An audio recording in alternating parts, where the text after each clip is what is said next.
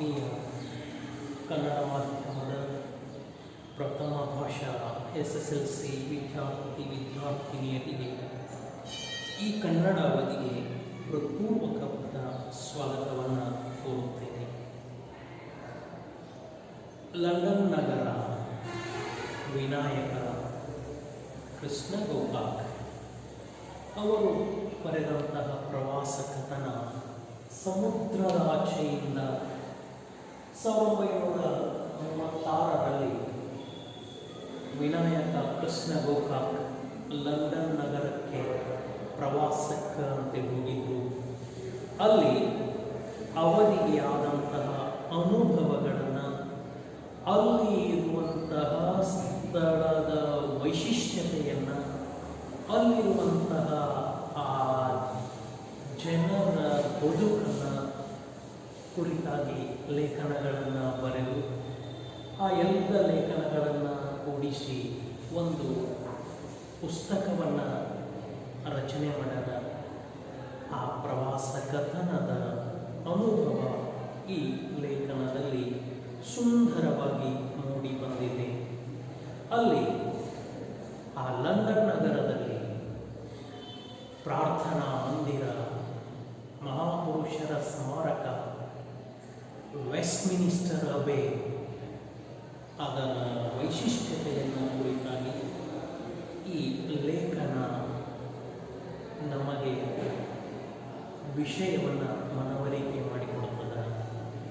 ಈ ಪ್ರವಾಸ ಕಥನದ ಅಲ್ಪ ಭಾಗವನ್ನು ಆರಂಭಿಸುವ ಮುನ್ನ ನಾವು ಒಂದು ಮಂಕುತಿಮ್ಮನ ಕಗ್ಗದ ಪದ್ಯವನ್ನು ನೋಡೋಣ. ಇಳೆಯಿಂದ ಮೊಳಕೆ ಒಡೆ ಬಂದು ತಮಟೆಗಳಿಲ್ಲ, ಇಳೆಯಿಂದ ಮೊಳಕೆ ಒಡೆ ಬಂದು ತಮಟೆಗಳಿಲ್ಲ, ಫಲಮಾಗುವಂದು ತುತ್ತೂರಿದನಿಲ್ಲ, ಬೆಳಕೀವ ಸೂರ್ಯ ಚಂದ್ರರದೊಂದು ಸದ್ದಿಲ್ಲ, ಬೆಳಕೀವ ಸೂರ್ಯ ಚಂದ್ರರದೊಂದು ಸದ್ದಿಲ್ಲ, ಹೊಲಿನ ತುಟಿಗಳು ಮಂಕುತಿಮ್ಮ, ಹೊಲಿನ ತುಟಿಗಳು ಮಂಕುತಿಮ್ಮ. ವಿನಾಯಕ ಎಂಬ ಕಾವ್ಯನಾಮದಿಂದ ಸುಪ್ರಸಿದ್ಧರಾದವರು ಡಾಕ್ಟರ್ ವಿನಾಯಕ ಕೃಷ್ಣ ಗೋಕಾಕ. ವಿನಾಯಕ ಕೃಷ್ಣ ಗೋಕಾಕ 1909ರಲ್ಲಿ ಜನ್ಮ ತಾಳಿದರು. ಇವರ ಸ್ಥಳ ಹಾವೇರಿ ಜಿಲ್ಲೆಯ ಸವಣೂರು ಅನ್ನುವಂತಹ ಗ್ರಾಮ. ಪುಣೆಯ ಫರ್ಗ್ಯೂಸನ್ ಕಾಲೇಜು, ಧಾರವಾಡದ ಕರ್ನಾಟಕ ವಿಶ್ವವಿದ್ಯಾಲಯದಲ್ಲಿ ಇಂಗ್ಲಿಷ್ ಪ್ರಾಧ್ಯಾಪಕರಾಗಿ, ಬೆಂಗಳೂರು ವಿಶ್ವವಿದ್ಯಾಲಯದ ಕುಲಪತಿಗಳಾಗಿ ಅಮೂಲ್ಯ ಸೇವೆಯನ್ನು ಸಲ್ಲಿಸಿದ್ದಾರೆ. ಕನ್ನಡ ಸಾಹಿತ್ಯದ ಪ್ರಮುಖ ಕವಿಗಳಲ್ಲಿ ವಿನಾಯಕ ಒಬ್ಬರು. ಸಮುದ್ರ ಗೀತೆಗಳು, ಪಯಣ, ಉಗಮ, ಇಜ್ಜೋಡು, ಸಮರಸವೇ ಜೀವನ ಮುಂತಾದವು ಶ್ರೀಯುತರ ಪ್ರಸಿದ್ಧ ಕೃತಿಗಳು. ಭಾರತ ಸಿಂಧು ರಶ್ಮಿ ಎನ್ನುವಂತಹ ಪ್ರೌಢ ಗ್ರಂಥ, ದ್ಯಾವ ಪೃಥ್ವಿ ಕೃತಿಗೆ ಕೇಂದ್ರ ಸಾಹಿತ್ಯ ಅಕಾಡೆಮಿ ಪ್ರಶಸ್ತಿ ಲಭಿಸಿದೆ. ವಿನಾಯಕ ಕೃಷ್ಣ ಗೋಕಾಕರಿಗೆ ಕರ್ನಾಟಕ ವಿಶ್ವವಿದ್ಯಾಲಯ ಗೌರವ ಡಾಕ್ಟರೇಟ್ ಪದವಿಯನ್ನು ನೀಡಿದೆ. ಬೆಂಗಳೂರು ವಿಶ್ವವಿದ್ಯಾನಿಲಯ ಗೌರವ ಡಿ.ಲಿಟ್ ಪದವಿಯನ್ನು ನೀಡಿದೆ. ಅವರ ಸಮಗ್ರ ಸಾಹಿತ್ಯಕ್ಕಾಗಿ ಜ್ಞಾನಪೀಠ ಪ್ರಶಸ್ತಿಯನ್ನು ನೀಡಿ ಗೌರವಿಸಲಾಗಿದೆ. ಭಾರತ ಸರ್ಕಾರ ವಿನಾಯಕ ಕೃಷ್ಣ ಗೋಕಾಕರಿಗೆ ಪದ್ಮಶ್ರೀ ಪುರಸ್ಕಾರವನ್ನು ನೀಡಿ ಅವರನ್ನು ಗೌರವಿಸಿದೆ. ಶ್ರೀಯುತ ವಿನಾಯಕ ಕೃಷ್ಣ ಗೋಕಾಕ 1936ರಲ್ಲಿ ಲಂಡನ್ನಿಗೆ ಪ್ರವಾಸವನ್ನು ಕೈಗೊಂಡಿದ್ದಾಗ ಅಲ್ಲಿನ ಅನುಭವಗಳನ್ನು ತಮ್ಮ ಸಮುದ್ರದಾಚೆಯಿಂದ ಎಂಬ ಪ್ರವಾಸ ಗ್ರಂಥದಲ್ಲಿ ನಿರೂಪಿಸಿದ್ದಾರೆ. ಲಂಡನ್ ನಗರದ ಸೌಂದರ್ಯ ಮತ್ತು ಅಲ್ಲಿಯ ಜೀವನವನ್ನು, ಅಲ್ಲಿ ಇರುವಂತಹ ಪ್ರಾರ್ಥನಾ ಮಂದಿರವನ್ನು, ಮಹಾಪುರುಷರ ಸ್ಮಾರಕ ವೆಸ್ಟ್ಮಿನಿಸ್ಟರ್ ಅಬೆ ಭವ್ಯ ಭಂಗತೆಯನ್ನು ಇಲ್ಲಿ ಸುಂದರವಾಗಿ ವರ್ಣಿಸಲಾಗಿದೆ. ಈ ಪಾಠ ಲಂಡನ್ ನಗರವನ್ನು ಶ್ರೀಯುತರ ಸಮುದ್ರರಾಚೆಯಿಂದ ಎಂಬ ಆ ಪ್ರವಾಸ ಕಥನದಿಂದ ಆರಿಸಿಕೊಡಲಾಗಿದೆ. ಆಧುನಿಕ ಕನ್ನಡ ಸಾಹಿತ್ಯದ ಹಲವು ಪ್ರಕಾರಗಳಲ್ಲಿ ಒಂದು ಪ್ರವಾಸ ಕಥನ.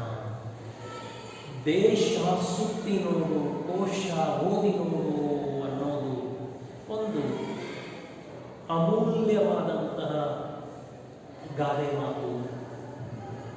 ದೇಶವನ್ನು ನಾವು ಸುತ್ತುವುದರ ಮೂಲಕ ನಮ್ಮ ಅರಿವಿನ ಪರಿಧಿಯನ್ನು ವಿಸ್ತಾರ ಮಾಡಿಕೊಳ್ಳಬಹುದು. ದೇಶ ಸುತ್ತೋಕೆ ನಮಗಾಗಲಿಲ್ಲ ಅಂದ್ರೆ ಪ್ರವಾಸವನ್ನು ನಮಗೆ ಕೈಗೊಳ್ಳಲಿಕ್ಕೆ ಆಗಲಿಲ್ಲ ಅಂತಂದ್ರೆ, ಪ್ರವಾಸ ಕೈಗೊಂಡು ಅನುಭವಗಳನ್ನು ಕುರಿತಾಗಿ ಲೇಖನಗಳನ್ನು ರಚನೆ ಮಾಡಿ ಅದನ್ನು ಗ್ರಂಥ ರೂಪದಲ್ಲಿ ಪ್ರವಾಸ ಕಥನ ಅಂತೇಳಿ ಕೊಟ್ಟವರು ಅದರ ಆ ಪ್ರವಾಸ ಕಥನಗಳನ್ನು ನಾವು ಓದಬಹುದು. ಇನ್ನಿತರ ಎಲ್ಲ ಸಾಹಿತ್ಯ ಕೃತಿಗಳನ್ನು ನಾವು ಓದಿ ನಮ್ಮ ಅರಿವಿನ ಪರಿಧಿಯನ್ನು ವಿಸ್ತಾರ ಮಾಡಿಕೊಳ್ಳಬಹುದು. ಅರಿವಿನ ಪರಿಧಿಯನ್ನು ವಿಸ್ತಾರ ಮಾಡಿಕೊಳ್ಳುವ ಎರಡು ದಾರಿ ಅಂತಂದ್ರೆ ಪ್ರವಾಸ ಕೈಗೊಳ್ಳುವುದು, ಇನ್ನೊಂದು ದಾರಿ ಅಂತಂದ್ರೆ ಆ ಗ್ರಂಥಗಳನ್ನು ಕೃತಿಗಳನ್ನು ಓದುವುದು, ಸಾಹಿತ್ಯ ಅಧ್ಯಯನವನ್ನು ಮಾಡುವುದು. ನಮಗೆ ಎಲ್ಲ ಸಮಯದಲ್ಲಿ ಎಲ್ಲ ಕಾಲದಲ್ಲಿ ಪ್ರವಾಸವನ್ನು ಕೈಗೊಳ್ಳುವುದು ಆಗದ ಮಾತು. ಪ್ರವಾಸ ಕೈಗೊಳ್ಳಬೇಕು ಅಂತಂದ್ರೆ ದುಡ್ಡು ಬೇಕು, ಆರೋಗ್ಯ ಬೇಕು, ಪ್ರವಾಸ ಮಾಡುವ ಮನಸ್ಸು ಬೇಕು, ಅನುಕೂಲ ಬೇಕು. ಅನುಕೂಲ ಇದ್ರೆ ದುಡ್ಡಿರಂಗಿಲ್ಲ, ದುಡ್ಡಿದ್ರೆ ಆರೋಗ್ಯ ಇರಂಗಿಲ್ಲ, ಆರೋಗ್ಯ ದುಡ್ಡು ಅನುಕೂಲ ಎಲ್ಲ ಇದ್ರೂ ಮನಸ್ಸಿರಂಗಿಲ್ಲ. ಹಿಂಗೆ ಇವು ನಾಲ್ಕು ಒಂದಾಗುವುದು ಅಪರೂಪದ ಮಾತು. ಅದಕ್ಕೆ ಪ್ರವಾಸ ಅದು ಕನಸಿನ ಮಾತು. ಪ್ರವಾಸ ಎಲ್ಲರಿಗೂ ಸಾಧ್ಯವಾಗದ ಮಾತು. ಅದಕ್ಕೆ ಆ ಪ್ರವಾಸವನ್ನು ಕೈಗೊಂಡು ಕೃತಿ ರಚನೆ ಮಾಡಿದಂಥವುಗಳನ್ನು ನಾವು ನೋಡಿ ಓದಿ ನಾವು ವಿಸ್ತಾರ ಮಾಡಿಕೊಳ್ಳುವುದು ನಮ್ಮ ಜ್ಞಾನವನ್ನು. ಸಾಂಸ್ಕೃತಿಕವಾಗಿ ಶ್ರೀಮಂತವಾಗಿರುವ ವ್ಯಕ್ತಿ ಎಲ್ಲಿದ್ದರೂ ಸಾಂಸ್ಕೃತಿಕ ರಾಯಭಾರಿಯಂತೆ ನಡೆದುಕೊಳ್ಳುತ್ತಾನೆ. ಪ್ರವಾಸ ಅನುಭವವನ್ನು ಹೆಚ್ಚಿಸುತ್ತದೆ, ವೈವಿಧ್ಯಮಯ ಜೀವನ ದರ್ಶನವಾಗುತ್ತದೆ. ವಿದೇಶಗಳಲ್ಲಿ ಸಾಹಿತಿಗಳನ್ನು, ವಿವಿಧ ಕ್ಷೇತ್ರದ ಸಾಧಕರನ್ನು ಹೇಗೆ ಸ್ಮಾರಕವಾಗಿ ಸ್ಮರಣೀಯವಾಗಿ ಉಳಿಸಿಕೊಂಡಿದ್ದಾರೆ ಎಂಬುದನ್ನು ಅರಿಯುವ ಪ್ರವಾಸ ಕಥನದ ಈ ಭಾಗ, ಈ ಪಠ್ಯ ಭಾಗ. ಹಂಗೆ ಪ್ರವಾಸ ನಮ್ಮ ಅನುಭವವನ್ನು ಹೆಚ್ಚು ಮಾಡ್ತದೆ, ನಮ್ಮ ಅರಿವಿನ ಪರಿಧಿಯನ್ನು ವಿಸ್ತಾರ ಮಾಡ್ತದೆ. ವಿದೇಶಗಳಲ್ಲಿ ಸಾಹಿತಿಗಳನ್ನು ಎಷ್ಟು ಗೌರವಿಸ್ತಾರ, ಅಲ್ಲಿರುವ ಶ್ರೇಷ್ಠ ಉನ್ನತ ವ್ಯಕ್ತಿತ್ವ ಹೊಂದಿದಂಥ ಮಹಾನ್ ನಾಯಕರನ್ನು ಹೇಗೆ ಅವರು ಸ್ಮರಿಸ್ತಾರ, ಅವರನ್ನು ಅವರು ಹೇಗೆ ಗೌರವಿಸ್ತಾರ ಎಲ್ಲವನ್ನು ಈ ಪಾಠದ ಮೂಲಕ ನಾವು ತಿಳಿದುಕೊಳ್ಳಬಹುದು. ಲಂಡನ್ ಪಟ್ಟಣ ಎಂದರೆ ಒಂದು ಸ್ವತಂತ್ರ ಜಗತ್ತು. ಇಲ್ಲಿಯ ರಸ್ತೆಗಳಲ್ಲಿ ವ್ಯಾಪಾರವು ತುಂಬಿ ಟ್ರಾಮ್ ಬಸ್ಸುಗಳಿಗೆ ಸಕಾಲಕ್ಕೆ ಹೋಗುವುದು ಆಗುವುದಿಲ್ಲ. ಈ ಲಂಡನ್ ಅತ್ಯದ್ಭುತವಾದಂತಹ ಒಂದು ಲೋಕವೇ ಎನ್ನಬಹುದು. ಅಲ್ಲಿ ವಿಶೇಷತೆಗಳು ಹಲವಾರು ಅದಾವ. ವಿಶೇಷತೆಗಳು ಹಲವಾರು ಅದಾವ. ಅಲ್ಲಿ ರಸ್ತೆಗಳಲ್ಲಿ ವ್ಯಾಪಾರವು ತುಂಬಿಕೊಂಡಿದೆ. ಅದಕ್ಕೆ ಟ್ರಾಫಿಕ್ ಜಾಮ್ ಆಗ್ತದ. ಆ ಟ್ರಾಫಿಕ್ ಜಾಮ್ ಆಗುವುದನ್ನು ತಡೆಗಟ್ಟಲು ಅಲ್ಲಿ ಸುರಂಗ ಮಾರ್ಗದ ಮೂಲಕ ವಿದ್ಯುತ್ ಟ್ರೈನುಗಳನ್ನು ಓಡಿಸ್ತಾರೆ. ವಿದ್ಯುತ್ ಟ್ರೈನುಗಳನ್ನು ನಾವು ಬಳಸಬೇಕು ಅಂತಂದ್ರೆ ಆ ಟ್ರಾಫಿಕ್ ಜಾಮ್ ಇರುವಂತಹ ಆ ಲಂಡನ್ ನಗರದಲ್ಲಿ ಸ್ವಲ್ಪ ಕಷ್ಟವೇ. ಬಹಳ ಹೊತ್ತು ನಡುವೆ ನಿಲ್ಲಬೇಕಾಗುತ್ತದೆ. ಹಿಂಗೆ ಈ ಭೂಮಿಯ ಮೇಲ್ಭಾಗದಲ್ಲಿ ನಾವು ವಾಹನದ ಮೂಲಕ ಒಂದು ಸ್ಥಳದಿಂದ ಮತ್ತೊಂದು ಸ್ಥಳಕ್ಕೆ ಹೋಗಬೇಕು ಅಂತಂದ್ರೆ ಅಲ್ಲಿ ಇಲ್ಲಿ ಭಾಳ ಕಡೆ ಹೋಗಬೇಕಾಗ್ತದೆ. ಸಮಯ ಹೊತ್ತು ವ್ಯರ್ಥವಾಗಿ ಹೋಗುತ್ತದೆ. ಅಲ್ಲಿ ಸಮಯಕ್ಕೆ ತುಂಬ ಬೆಲೆ, ಸಮಯಕ್ಕೆ ತುಂಬ ಕಿಮ್ಮತ್ತು.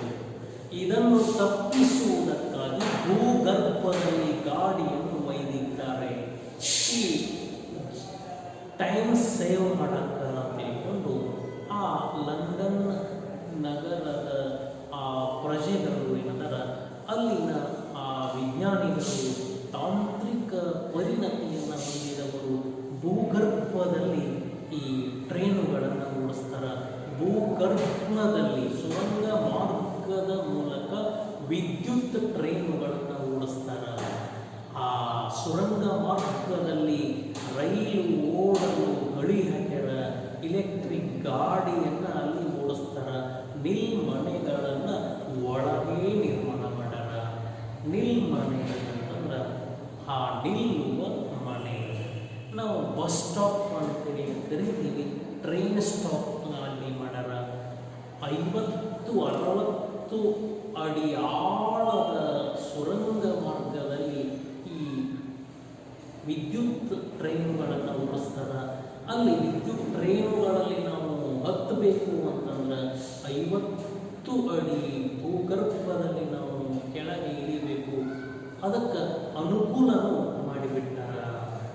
ಒಮ್ಮೊಮ್ಮೆ ನೆಲದ ಕೆಳಗೆ 50 ಫೂಟ್ ಹೋಗಿರುತ್ತೇವೆ. ಜೋರಾಗಿ ಗಾಳಿ ಬೀಸುವಷ್ಟು, ಹವೆಯಾಡುವಷ್ಟು ಇಲ್ಲಿ ವ್ಯವಸ್ಥೆ ಮಾಡಿದ್ದಾರೆ. ಅಲ್ಲಿನ ಟ್ರೈನ್ ನಿಲ್ಲಾಕ ಜಾಗ ಮಾಡ್ಯಾರ, ಟ್ರೈನ್ ಸ್ಟಾಪ್ ಮಾಡ್ಯಾರ. ಅಲ್ಲಿ ಹವೆಯಾಡುವಷ್ಟು ವ್ಯವಸ್ಥೆಯನ್ನು ಮಾಡಿಬಿಟ್ಟಾರ. ನಿಮಿಷಕ್ಕೊಂದರಂತೆ ಕತ್ತಲು ಗವಿಯೊಳಗಿಂದ ಹಾಯ್ದು ಗಾಡಿಗಳು ಧಡ ಧಡ ಧಡ ಧಡ ಹೋಗುತ್ತಿರುತ್ತವೆ. ವಿಚಿತ್ರ ಸೃಷ್ಟಿ. ಇಷ್ಟು ಕೆಳಗೆ ಹಗಲೆಲ್ಲ ಹತ್ತಿ ಇಳಿಯುವುದು ಹೇಗೆ? ಹಂಗೆ ಭಾಳ ನಾವು ಹತ್ತುವುದು ಇಳಿಯುವುದು ಹೆಂಗೆ ಸಾಧ್ಯ ಅದ?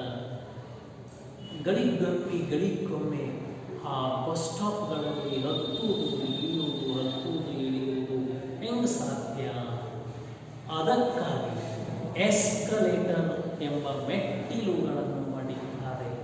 ನಾವು ಒಂದು ಪಾದವನ್ನು ಮೆಟ್ಟಿಲ ಮೇಲೆ ಇಟ್ಟರೆ ಸಾಕು, ತನ್ನಷ್ಟಕ್ಕೆ ತನ್ನ ಮಷೀನ್ ಏನೈತಿ ತಿರುಗ್ತಾ ನಮ್ಮನ್ನು ಮೇಲೆ ಒಯ್ತದ. ಮೇಲೆ ಇರುವವರನ್ನು ಕೆಳಗಡೆ ತರ್ತದ. ಮೆಟ್ಟಿಲನ್ನು ಹತ್ತುವ ತ್ರಾಸೇನಿರಂಗಿಲ್ಲ. ಒಂದು ಪಾದ ಆ ಕಟ್ಟಿ ಮೇಲೆ ನಾವು ಇಟ್ಟೀವಿ ಅಂದ್ರೆ, ಸ್ಟೆಪ್ ಮೇಲೆ ಇಟ್ಟೀವಿ ಅಂತಂದ್ರೆ ಆಟೋಮೆಟಿಕ್ಕಾಗಿ ಮ್ಯಾಲ ಒಯ್ತದ. ಮೇಲಿನವರನ್ನು ಆಟೋಮೆಟಿಕ್ಕಾಗಿ ಕೆಳಗಡೆ ತರ್ತದ. ಯಾವ ತೊಂದರೆನೂ ಇರಲಿಲ್ಲ. ಇವು ಒಂದೇ ಸಮನೆ ತಿರುಗುತ್ತಿರುತ್ತವೆ. ಆ ಎಸ್ಕಲೇಟರ್ ತಿರುಗುತ್ತಿರ್ತಾವ. ಒಂದು ಕಡೆ ಕೆಳಗಿನವರು ಮ್ಯಾಲೆ ಬರ್ತಾರ, ಮ್ಯಾಲಿನವರು ಇನ್ನೊಂದು ಕಡೆ ಕೆಳಗೆ ಇಳಿತಾರ. ಹಿಂಗೆ ಕೆಳಗೆ ಇಳಿಯುವವರು ಕೆಳಗೆ ಇಳಿತಿರ್ತಾರ, ಕೆಳಗಿನಿಂದ ಮೇಲೆ ಬರುವವರು ಮೇಲೆ ಬರ್ತಿರ್ತಾರ. ಅಲ್ಲಿ ಹತ್ತುವ ಇಳಿಯುವ ಯಾವ ತೊಂದರೆಯೂ ಇರುವುದಿಲ್ಲ. ಇವು ಒಂದೇ ಸಮನೆ ತಿರುಗುತ್ತಿರುತ್ತವೆ. ಒಂದು ಮೆಟ್ಟಿಲಿನ ಮೇಲೆ ಹೋಗಿ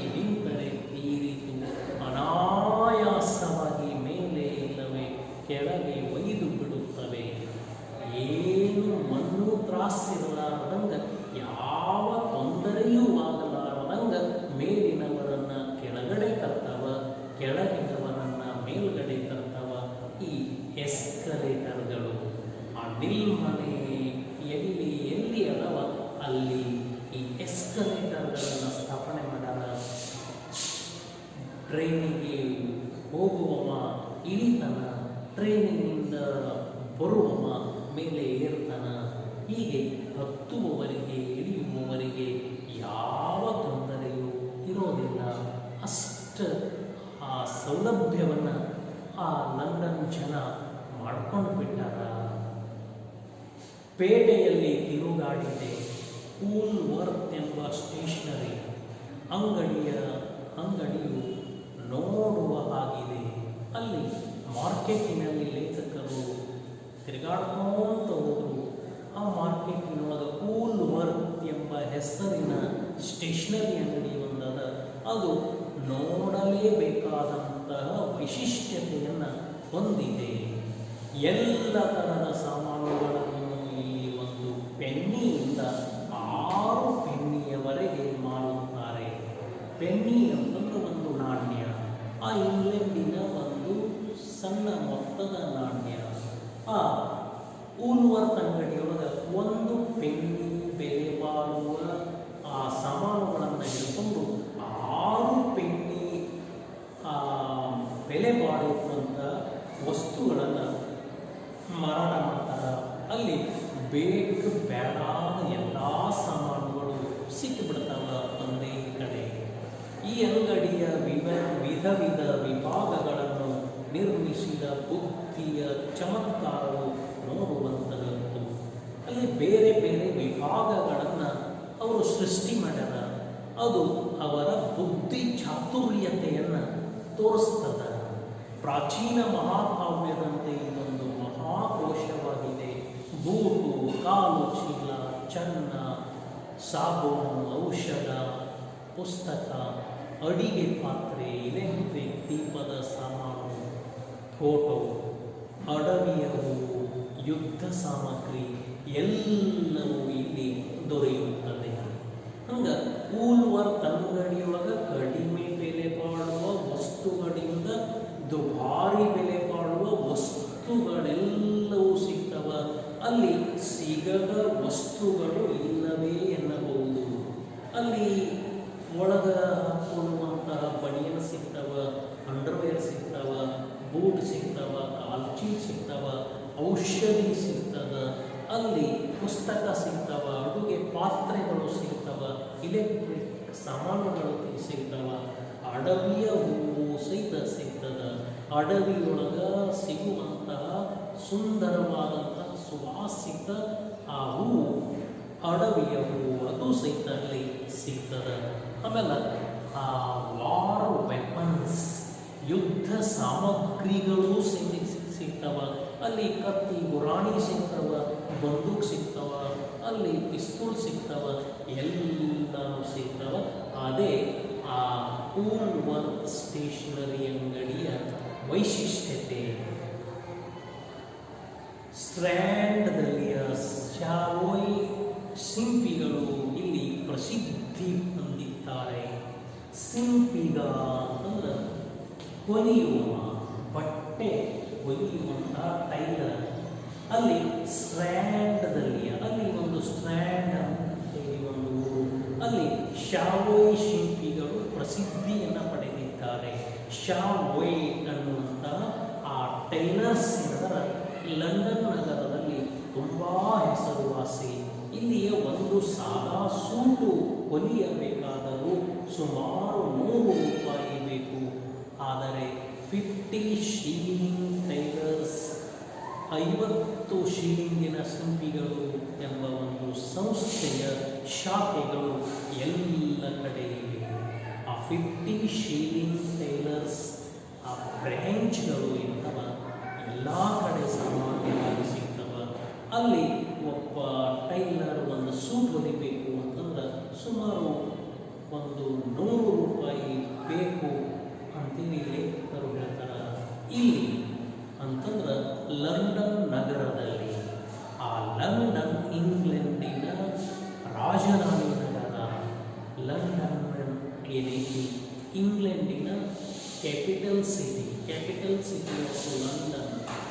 ಸಿಟಿ ಆಫ್ ಇಂಗ್ಲೆಂಡ್ ಲಂಡನ್.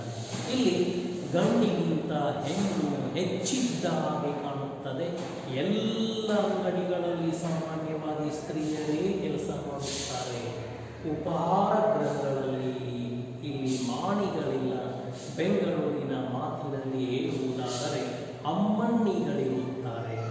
ಬಹುಶಃ ಇಂಗ್ಲೆಂಡಿನಲ್ಲಿ ಈ ಲಂಡನ್ ನಗರದಲ್ಲಿ ಗಂಡಸರಿಗಿಂತ ಹೆಚ್ಚು ಹೆಂಗಸರೇ ತುಂಬಿಕೊಂಡಾಗ ಲಿಂಗಾನುಪಾತದಲ್ಲಿ ಆ ಹೆಂಗಸರು ಎಲ್ಲರ ಹೆಚ್ಚದಾರ, ಗಂಡಸರು ಕಡಿಮೆ ಅದಾರ ಅಂತೇಳಿ ಲೇಖಕ ಹೇಳ್ತಾರ. ಯಾಕಂತಂದ್ರೆ ಅಲ್ಲಿ ಹೆಚ್ಚಾಗಿ ದುಡಿಯುವವರು ಹೆಣ್ಣು ಮಕ್ಕಳೇ. ಅಲ್ಲಿ ಎಲ್ಲಿ ಹೊಕ್ಕಿರಿ ಅಲ್ಲಿ ದುಡಿಯುವ ಕಾರ್ಮಿಕರು ಹೆಣ್ಣು ಮಕ್ಕಳೇ ಇರ್ತಾರೆ.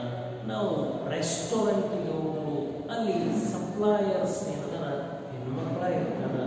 ಅಲ್ಲಿ ಸ್ಟೇಷನರಿ ಅಂಗಡಿಗೆ ಹೋಗಲು ಅಲ್ಲಿಯೂ ಸಹಿತ ಕೆಲಸಗಾರರು ಹೆಣ್ಮಕ್ಳ ಇರ್ತಾರೆ. ಎಲ್ಲಿ ಹೋದರೂ ಸಹಿತ ಹೆಚ್ಚಿನ ಹೆಣ್ಣು ಮಕ್ಕಳನ್ನೇ ನಾವು ಅಲ್ಲಿ ಕಾಣ್ತೀವಿ. ಹಂಗೆ ನಮ್ಮಲ್ಲಿ ಅಮ್ಮಣ್ಣಿಗಳು ಅಂತ ತಿಳ್ಕೊಂಡು ನಾವು ಬೆಂಗಳೂರಿನೊಳಗೆ ಅಂತೀವಿ. ಹಂಗೆ ಅಮ್ಮಣ್ಣಿಗಳೇ ಅಲ್ಲಿ ಲಂಡನ್ ನಗರದಲ್ಲಿ ಹೆಚ್ಚಾಗಿ ಕಾಣ್ತಾರ.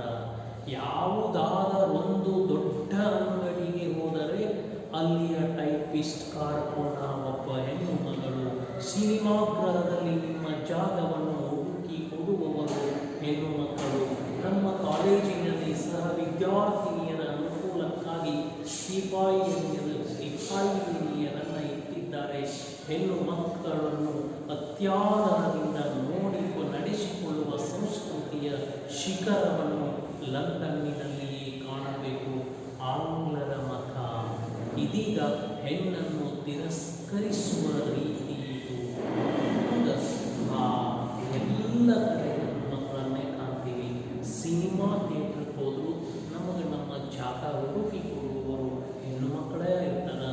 ಯಾವುದೇ ಒಂದು ಕಚೇರಿಗೆ ಹೋದರೂ ಅಲ್ಲಿ ಟೈಪಿಸ್ಟ್ ಕಾರ್ಕೂನ ಅಂತೇಳಿ ಇರ್ತಾರೆ, ಹೆಣ್ಮಕ್ಕಳ ಇರ್ತಾರೆ. ಕಾಲೇಜಿನೊಳಗೆ ಹೋದರೂ ಸಹಿತ ಅಲ್ಲಿ ಈ ಹೆಣ್ಣು ಮಕ್ಕಳನ್ನೇ ಸಿಪಾಯಿಗಳನ್ನಾಗಿ ನೇಮಕ ಮಾಡಿಕೊಂಡಿರ್ತಾರೆ. ಹೆಣ್ಣು ಮಕ್ಕಳನ್ನು ಇಲ್ಲಿ ಈಗ ಏನೋ ಸತ್ಕರಿಸುವಂತಹ ರೀತಿ ಇದು ಅಂತ ತಿಳ್ಕೊಂಡು ಆ ಲೇಖಕ ವಿನಾಯಕ ಕೃಷ್ಣನು ಹೇಳ್ತಾನೆ. ಹಿಂಗೆ ಹೆಣ್ಣು ಮಕ್ಕಳನ್ನು ಗೌರವಿಸುವಂತಹ ಒಂದು ರೀತಿ ಇದು ಅಂತೇಳಿ ಇಂಗ್ಲೆಂಡಿಗರು ನಂಬ್ಯಾರ. ಅದಕ್ಕೆ ಆ ಹೆಣ್ಣನ್ನು ಗೌರವಿಸುವುದಕ್ಕಾಗಿ ಈ ಎಲ್ಲ ವ್ಯವಸ್ಥೆಯನ್ನು ಅವರನ್ನು ಗೌರವಿಸುವಂತಹ ರೀತಿ ಇದಾಗಿದೆ ಅಂತೇಳಿ ಲೇಖಕ ವಿನಾಯಕ ಕೃಷ್ಣ ಗೋಕಾಕ ಹೇಳ್ತಾರ. ಇಲ್ಲಿಯ ಇಂಡಿಯಾ ಆಫೀಸು ನೋಡುವ ಆಗಿದೆ. ವಾಚನಾಲಯದಲ್ಲಿ ಅನೇಕ ಮಹತ್ವದ ಪುಸ್ತಕಗಳಿವೆ. ಕರ್ನಾಟಕದ ವಿಷಯವಾಗಿ ಎಷ್ಟೋ ಹೊಸ ಮಾತುಗಳು ಇಲ್ಲಿ ಗೊತ್ತಾಗಬಹುದು ಎಂದು ಕಾಣುತ್ತದೆ. ಹಿಂಗೆ ಇಂಡಿಯಾ ಆಫೀಸು ಆ ಲಂಡನ್ ನಗರದ ಒಂದು ವೈಶಿಷ್ಟ್ಯತೆ. ಅಲ್ಲಿ ವಾಚನಾಲಯದ ಲೈಬ್ರರಿ ಅದ. ವಾಚನ ಪ್ಲಸ್ ಆಲಯ, ಲೈಬ್ರರಿ ಗ್ರಂಥಾಲಯದ. ಆ ಗ್ರಂಥಾಲಯದಲ್ಲಿ ಕರ್ನಾಟಕಕ್ಕೆ ಸಂಬಂಧಪಟ್ಟಂಥ ಕರ್ನಾಟಕದ ವಿಶೇಷತೆಯನ್ನು ವರ್ಣಿಸುವಂಥ ಎಷ್ಟೋ ಪುಸ್ತಕಗಳನ್ನು ನಾವು ಅಲ್ಲಿ ಕಾಣಬಹುದಾಗಿದೆ. ಇಲ್ಲಿಯ ವಸ್ತು ಸಂಗ್ರಹಾಲಯದಲ್ಲಿ ಹಿಂದೂಸ್ತಾನದ ಲಲಿತ ಕಲೆಯ ಹಾಗೂ ಇನ್ನುಳಿದ ಮಾರ್ಗಗಳ ಮಾದರಿಗಳು ನೋಡಲು ದೊರೆಯುತ್ತವೆ. ಅಲ್ಲಿ ಹಿಂದೂಸ್ತಾನದ ಎಲ್ಲ ಲಲಿತ ಕಲೆಯ ಪ್ರಕಾರಗಳನ್ನು ನಾವು ಕಾಣಬಹುದಾಗಿದೆ. ಎಲ್ಲ ಮುಖ್ಯವಾದ ಇಂಗ್ಲೀಷ್ ವರ್ತಮಾನ ಪತ್ರಿಕೆಗಳು ಅಲ್ಲಿ ಬರ್ತವೆ. ಈ ಇಂಡಿಯಾದೊಳಗೆ ಪ್ರಿಂಟ್ ಆಗುವಂಥ ಪ್ರಕಟಗೊಳ್ಳುವಂಥ ಇಂಗ್ಲೀಷ್ ಪೇಪರ್ಗಳನ್ನು ನಾವು ಆ ಇಂಡಿಯನ್ ಆಫೀಸಿನೊಳಗೆ ಕಾಣಬಹುದಾಗಿದೆ. ಈ ಕಚೇರಿಯಿಂದ ಚೇರಿಂಗ್ ಕ್ರಾಸ್ ಎಂಬ ಓಣಿಯಲ್ಲಿ ಆಂಗ್ಲರ ಸಾಮ್ರಾಜ್ಯ ವೈಭವವು ಕಂಡುಬರುವುದು. ಈ ಚೇರಿಂಗ್ ಕ್ರಾಸ್ ಅನ್ನುವಂತಹ ಸ್ಟ್ರೀಟಿನಲ್ಲಿ ನಾವು ಈ ಆಂಗ್ಲರ ಸಾಮ್ರಾಜ್ಯದ ವೈಭವವನ್ನು ಕಾಣಬಹುದಾಗಿದೆ. ಇಂಡಿಯಾ ಆಫೀಸಿನ ಹತ್ತಿರ 1 ವಸಾಹತಿನ ಕಚೇರಿ, 108 ಬ್ಯಾಂಕುಗಳು, ದೊಡ್ಡ ದೊಡ್ಡ ಕಂಪನಿ ಕಚೇರಿಗಳು ಎಲ್ಲವೂ ದಂಗು ಬಡಿಸುವಂತೆ ನೆರೆದಿವೆ. ದಂಗು ಬಡಿಸುವಂತ ಆಶ್ಚರ್ಯಚಕಿತರನ್ನಾಗಿ ಮಾಡುವುದು. ವಸಾಹತು ಅಂತಂದ್ರೆ ವಸಾಹತು ಕಚೇರಿ ಅಂತಂದ್ರೆ ಅನ್ಯ ದೇಶೀಯರ ಅಧಿಕಾರಕ್ಕೊಳಪಟ್ಟ ಪ್ರದೇಶ. ಅನ್ಯ ದೇಶೀಯರ ಅಧಿಕಾರಕ್ಕೊಳಪಟ್ಟ ಪ್ರದೇಶದ ಆ ಕಚೇರಿಯನ್ನು ನಾವು ಈ ಚೇರಿಂಗ್ ಕ್ಲಾಸಿನಲ್ಲಿ ಕಾಣಬಹುದು. ಆ ಬ್ಯಾಂಕುಗಳನ್ನು ನಾವು ಈ ಚೇರಿಂಗ್ ಕ್ಲಾಸಿನಲ್ಲಿ ಕಾಣಬಹುದು. ಇವೆಲ್ಲವುಗಳು ಅಥವಾ ಆ ನೋವುಗಳನ್ನು ಆಶ್ಚರ್ಯಚಕಿತರನ್ನಾಗಿ ಮಾಡ್ತವೆ. ಒಂದೊಂದು ದೇಶಗಳಲ್ಲಿ ప్రభుత్వ ಇಲ್ಲಿಯ ಒಂದೊಂದು ಕಚೇರಿಗಳಲ್ಲಿ ಇದೆ. ಈ ದೊಡ್ಡ ಬೀದಿ ಸಮಾಜದ ಬೀದಿ, ಈ ದೊಡ್ಡ ಬೀದಿಯಲ್ಲಿ ನೋಡಿ ಚೇರಿಂಗ್ ಕ್ಲಾಸ್, ಅದು ಸಾಮ್ರಾಜ್ಯದ ಬೀದಿ.